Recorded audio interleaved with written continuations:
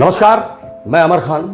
आज बात करते हैं उत्तर प्रदेश के मुख्यमंत्री श्री योगी आदित्यनाथ की। उनके जीवन की कुछ जानकारियां मैं आप तक पहुंचाता हूं। योगी आदित्यनाथ का जन्म 5 जून 1972 को पौड़ी गढ़वाल उत्तराखंड के अंदर हुआ।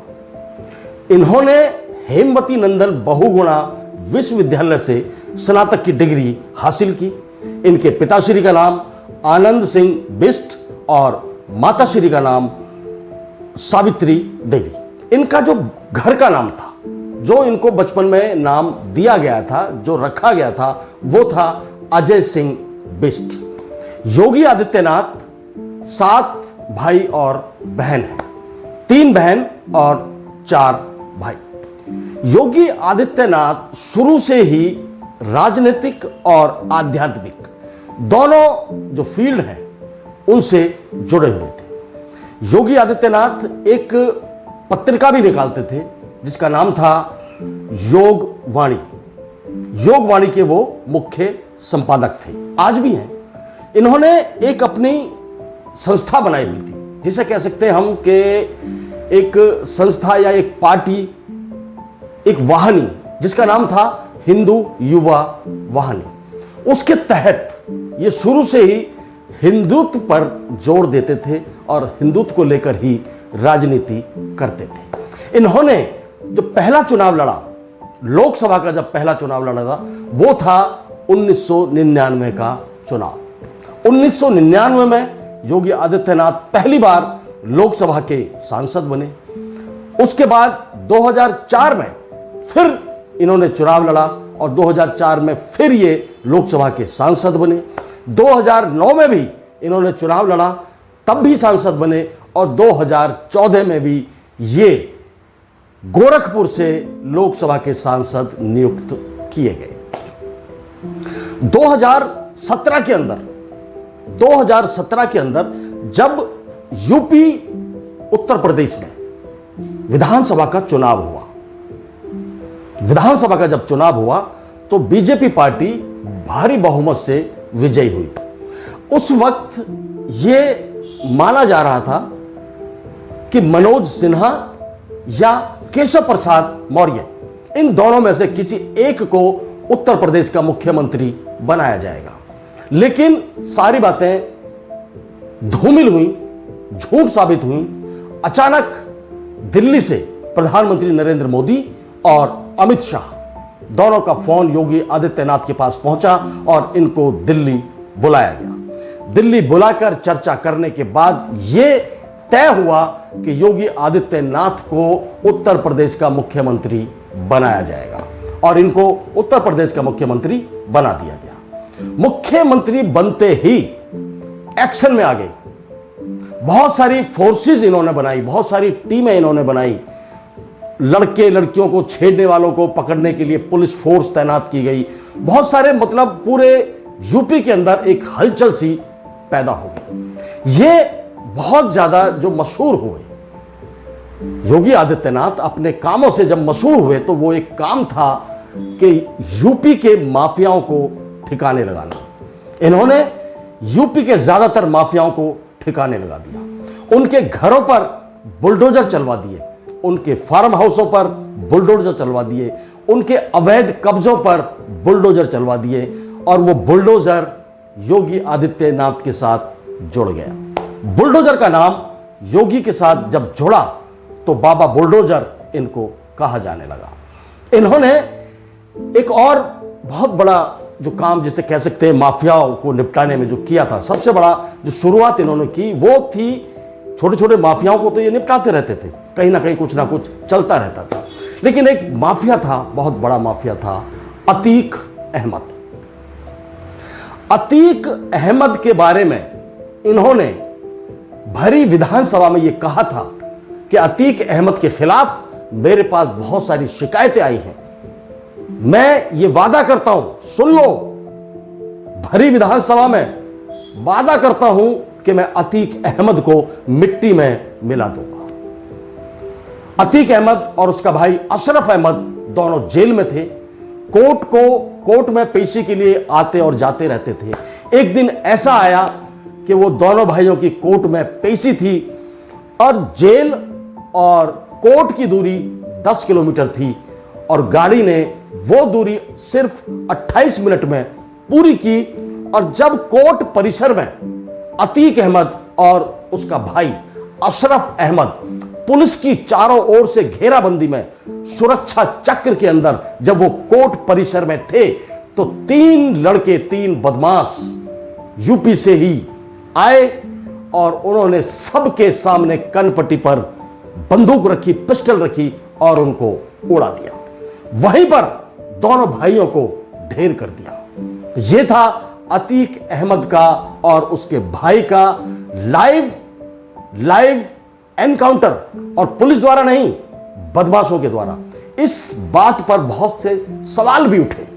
अखिलेश यादव ने यह कहा था कि पहली बार जिंदगी में हमने लाइव एनकाउंटर देखा है।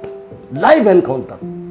अतीक और अशरफ दोनों को कोर्ट परिसर में मार गिराया। उसके बाद दहशत का माहौल चारों तरफ पैदा हो गया। उसके बाद एक और माफिया जिस पर योगी आदित्यनाथ की नजर थी, वो था गाजीपुर से मुख्तार अंसारी। मुख्तार अंसारी भी योगी आदित्यनाथ की नजर में बड़ा ही खूंखार माफिया था। मुख्तार अंसारी को जेल में रखा गया था। काफी लंबे अरसे से वो जेल में था। जेल में रहते रहते उसकी तबीयत खराब होनी शुरू हो गई। हालांकि उसके घर वालों ने, मुख्तार अंसारी के घर वालों ने, उसके भाई जो अफजाल अंसारी है, उसके बेटों ने यह इल्जाम लगाया कि जेल के अंदर मुख्तार अंसारी को जहर दे दिया गया है, जिसकी वजह से उसकी तबीयत खराब हो रही है। अब यह इल्जाम ही था या सच था, लेकिन मुख्तार अंसारी की तबीयत बिगड़ रही थी। दिन प्रतिदिन जेल में वो कमजोर होता जा रहा था, बीमार होता जा रहा था, परेशान होता जा रहा था, दुबला और पतला होता जा रहा था। एक दिन ऐसा आया कि उसकी मौत हो गई।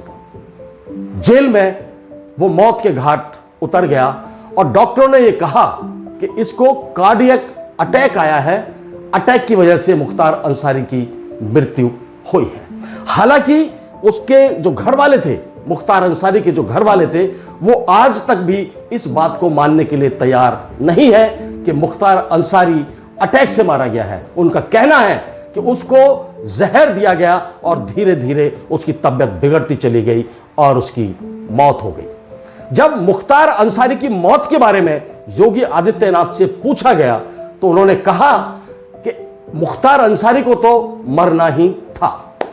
अब ये जो जवाब था, ये कई बातें छोड़कर जाता है, सोचने पर मजबूर करता है, खासतौर से मुख्तार अंसारी के घर वालों को।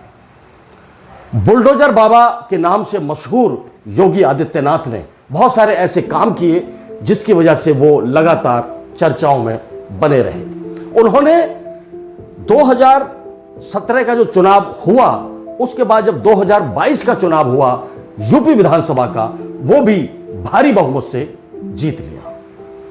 अब चुनाव जीतने के बाद यूपी विधानसभा या उत्तर प्रदेश के मुख्यमंत्री रहते हुए वो चारों तरफ देखभाली या प्रशासन को आदेश देना, सैनिकों को आदेश देना या अपने विधायकों को, अपने मंत्रियों को आदेश देना कि भाई किसी भी चीज को छोटा ना समझे और हर चीज का डटकर मुकाबला करें। या तो वो गरीबी से मुकाबला कहते थे या फिर माफियाओं से मुकाबला कहते थे।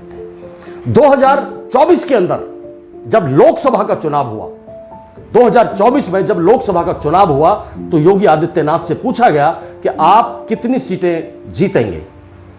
तो योगी आदित्यनाथ कहा करते थे कि 74 प्लस यूपी में और 400 प्लस पूरे देश में। लेकिन उल्टा हुआ।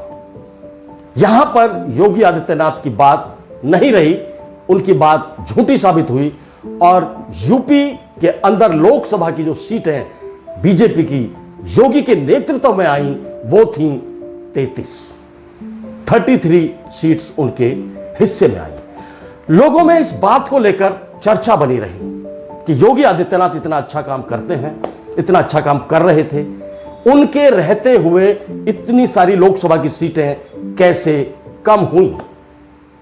तो लोगों से जब यह पूछा गया, यहां तक कि अयोध्या जहां श्री राम का मंदिर है और जहां श्री राम की प्राण प्रतिष्ठा की गई थी, वो सीट भी बीजेपी हार गई योगी आदित्यनाथ के नेतृत्व में। जब यह सवाल उठा और यह सवाल पूछा गया तो लोगों ने इसके पीछे कारण बताया।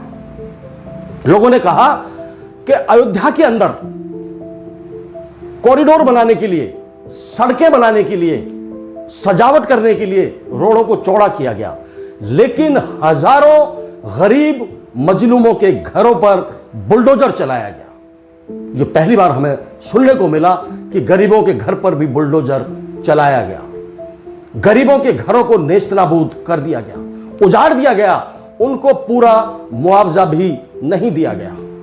तो यह दर्द, यह परेशानी लोगों के दिल और दिमाग में थी। लोग इस बात को अच्छा तो मान रहे थे कि राम मंदिर का उद्घाटन हुआ, राम की प्राण प्रतिष्ठा हुई, माफियाओं को आप किनारे लगा रहे हैं, माफियाओं को आप मार रहे हैं, उनका एनकाउंटर कर रहे हैं, लेकिन गरीब और मजलूम और मजदूर लोगों को आप क्या दे रहे हैं? ना तो उनकी नौकरी की बात कर रहे हैं, ना उनके घरों की बात कर रहे हैं, ना उनकी शिक्षा की बात कर रहे हैं, ना उनके स्वास्थ्य की बात कर रहे हैं। और उनके यूपी में बहुत सारे नौजवानों ने यह भी बताया कि उत्तर प्रदेश के अंदर सबसे ज्यादा पेपर लीक हुआ है, उसकी वजह से करोड़ों नौजवानों का जो भविष्य था वो खतरे में पड़ गया। यह बात उठकर अब सामने आने लगी। यहां तक कि लोगों ने यह भी कहा कि काशी के अंदर हजारों मूर्तियों को खंडित कर दिया गया, मंदिरों को, छोटे छोटे मंदिरों को तोड़ दिया गया, जिन घरों में मंदिर बने हुए थे उन घरों को उजाड़ दिया गया, लेकिन किसी ने इस बात पर आवाज नहीं उठाई। सरकार ने यह नहीं देखा कि आप कर क्या रहे हो। एक बड़ी मूर्ति लगाने के लिए हजारों छोटी मूर्तियों को खंडित कर रहे हो, तोड़ रहे हो, बर्बाद कर रहे हो। ऐसा ढेर मूर्तियों का लग जाता था सड़क पर कि लोग देखते थे कि यह क्या हुआ है, जैसे कोई कत्ले आम मच गया है। मूर्तियों का कत्ल करने का जो इल्जाम है वो योगी आदित्यनाथ के ऊपर लगाया गया। आज हालत यह है कि योगी आदित्यनाथ यूपी के मुख्यमंत्री बने हुए हैं और इस बात को लेकर चिंतित हैं कि हम हारे क्यों और इसके लिए क्या किया जाए कि हम वापस सत्ता में आ जाएं, वापस इतनी सीटें जीत लें। चलो ये राजनीतिक बात है, लेकिन योगी आदित्यनाथ का जीवन आध्यात्मिक, राजनीतिक और जिसे कह सकते हैं हम आपराधिक चीजों से भरा पड़ा हुआ है। यह योगी आदित्यनाथ का जो जीवन की छोटी सी जानकारी मैंने आपको दी है, इसके लिए मैं आप सबका, यदि आपको लगता है कि योगी आदित्यनाथ का जीवन इस तरह से चला तो आप मुझे बताइएगा जरूर। जय हिंद, जय भारत, नमस्कार।